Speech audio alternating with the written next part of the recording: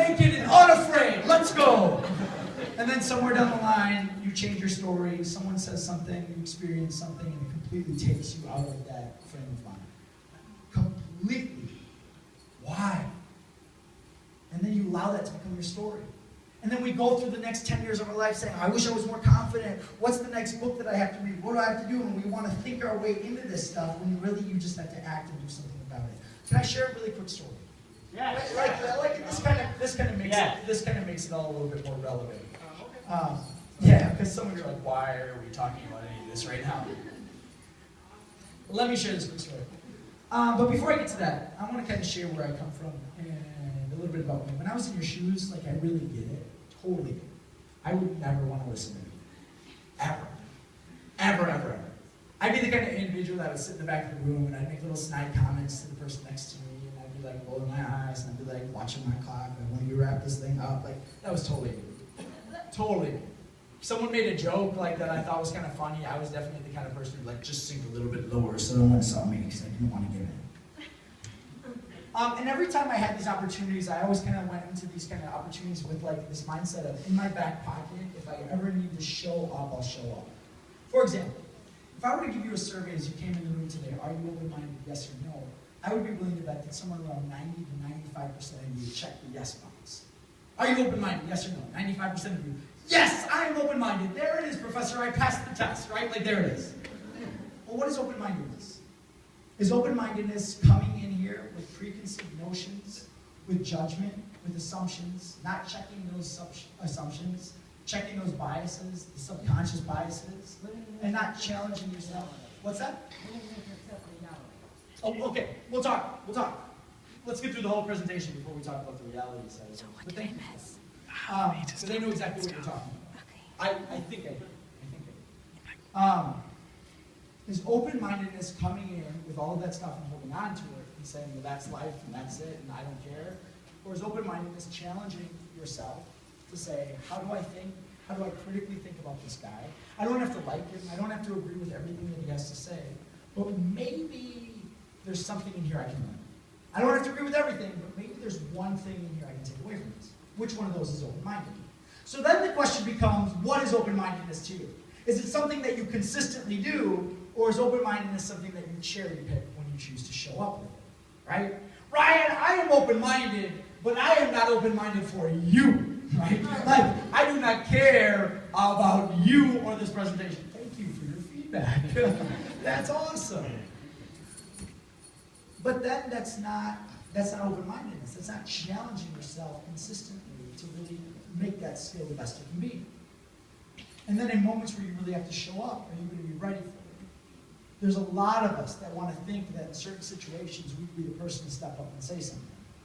I talk a little bit about sexual violence on campuses. 1 in 5 young women will be survivors of sexual violence within our college communities across this country.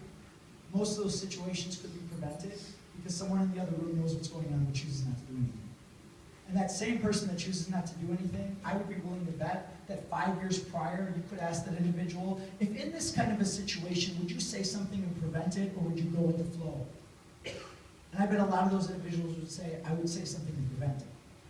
It's one thing to think about it, it's another thing to test your skills and push yourself in even uncomfortable situations where you practice having your voice and saying something and doing something about it. When I was in your chairs, I was in that boat. I've got a bunch of things in my back pocket, and when I need them, I'll show up with them. When it matters. I'm not going to be open-minded for this guy, but I'll challenge myself, and I'll show that stuff when I need to. My sophomore year of undergrad, a friend of mine was applying to become a student ambassador. She says, Ryan, you should become a student ambassador. I said, no, I don't want to be a student ambassador. She says, be it, because people notice when you walk in a room. And I said, no, they don't, right? Because forever I said, I don't really matter. Like, no one really notices anything about me. She said, no, like they do. You should become a student ambassador. So I was like, thanks, Jen. I'm going to apply. So I applied to become a student ambassador. And I got an interview with like the dean of students. And the dean of students doesn't mess around, right? Like they go for the throat. It's like, and they just don't let go. Side note, if you ever get attacked by a dog, just punch it in the throat. No, for real.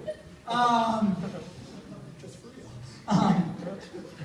Anyway, I know, because I had a hiking instructor once who told me that.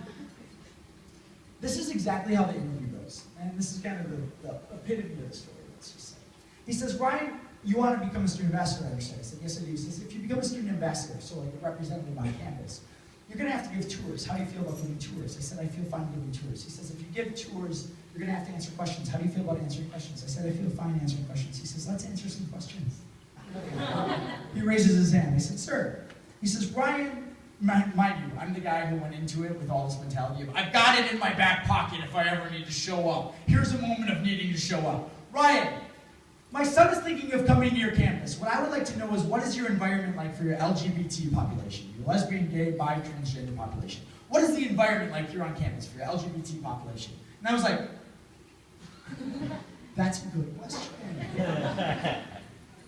My concept of LGBT, my concept of social justice, my concept of diversity, my concept of multiculturalism at that point in my life, especially around LGBT, was this. 50% of my world is like, yeah, equality! And 50% of my world is like, not so much. I never challenged myself. I never learned. I never put myself in situations where I had to get an opinion. I was never doing any critical thinking around it, like nothing. I had nothing.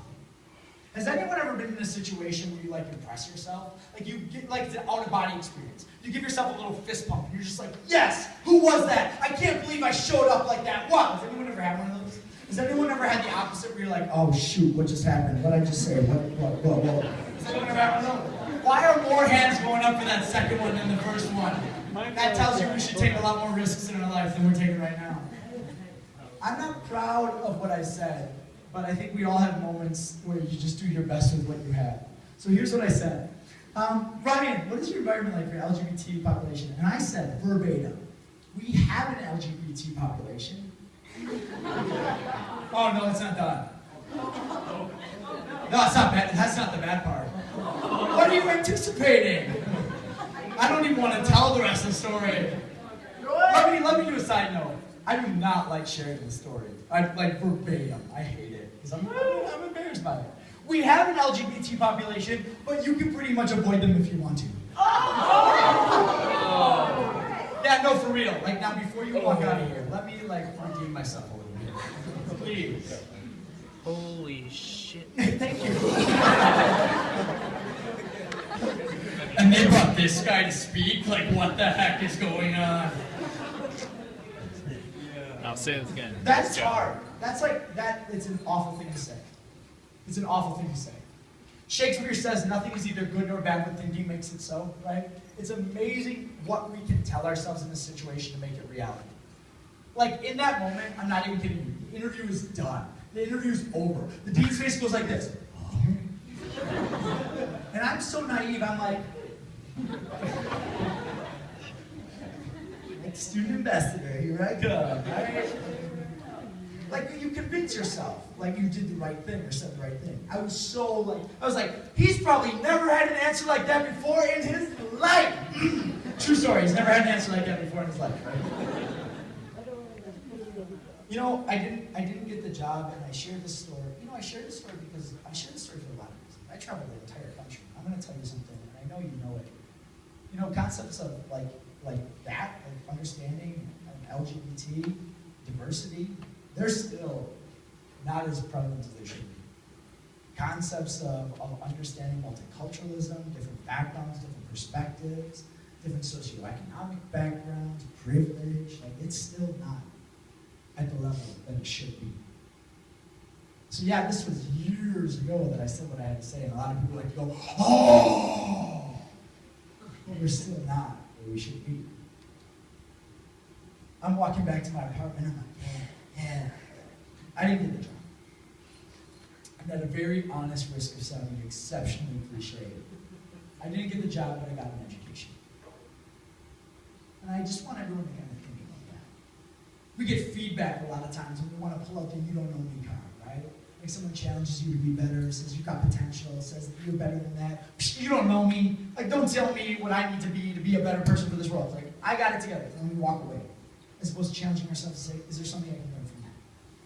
I immediately joined our student LGBT organization.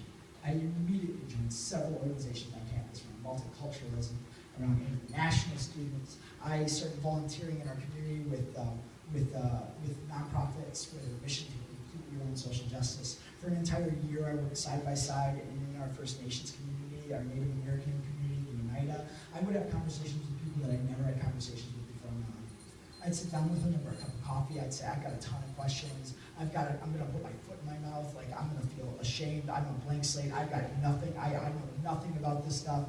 But I got to get an opinion, and I got to know, and I got to learn, and I got to be more complex than I am right now, because the world is not going to slow down for me. I want to be a better person than I am today. It's a rule of nature, right? If a tree is no longer growing, what is a tree doing? Dying. There are your options. Isn't that exciting? If you're not growing, you are standing complacent. You're dying. The world demands from you to be better. I demanded for myself to be better. I went on a journey, and it was hell.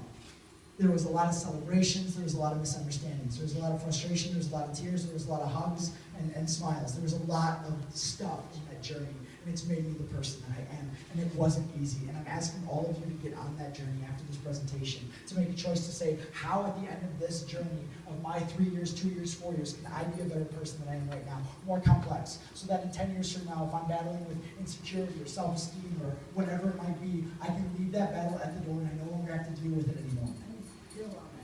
And you always, that journey never stops. Thank you. But what he's what's your name? Shafiq. What Shafiq is talking about right now is the truth. That is a continuous journey. That's a continuous push, and it's a continuous challenge. Never-ending journeys. And it's a never-ending. And let me just talk about this. It's hard, right? And a lot of us don't want to embrace it, because think of it this way. There are 3 kinds of people in the room. How many kinds of people in the room? 3. Let's talk about this, and then I'm going to wrap this thing up. Some of you are like, oh, thank you. First group of people in this room, maybe you're going to have a class in a couple of days, and you're going to be like, and the teacher or the professor is going to ask a question, and nobody in that classroom is going to raise their hand, right? And about 30% of you are going to be like, God, why can't they just give us the answer so we can move on with our class? Like, what? Well, 30% of you. You're not even going to think about this speech again. And about 50% of you, you're going to be in that classroom, your professor's going to ask a question, nobody's going to raise their hand, and about 50% of you are going to be something like this. I should do that thing. Like, I should do that thing from the thing with the guy with the I should be the one who does that thing. Like, can you imagine if I did that thing? And you're thinking in your mind, like some music is going, you're like, ba ba ba, ba ba ba ba, ba ba ba ba. People are calling your name, throwing you roses. You're like, yes, thank you. But you're never gonna do it. Professor's gonna move on. You're gonna be like, shoot, I missed my opportunity. I'll get it next time. Well, you won't. But I appreciate that you're thinking about it. I appreciate that you're reflecting on it. And then there's about 12% of you in this room. Those that are like, I'm getting it, I want to do something about it. Where a professor's going to ask a question, nobody's going to raise their hand, and you're going to be in that situation, and you're going to be like, oh, shoot.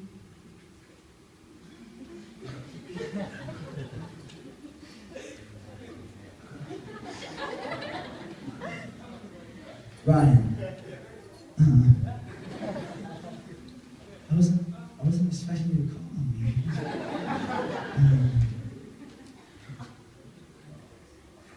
I don't.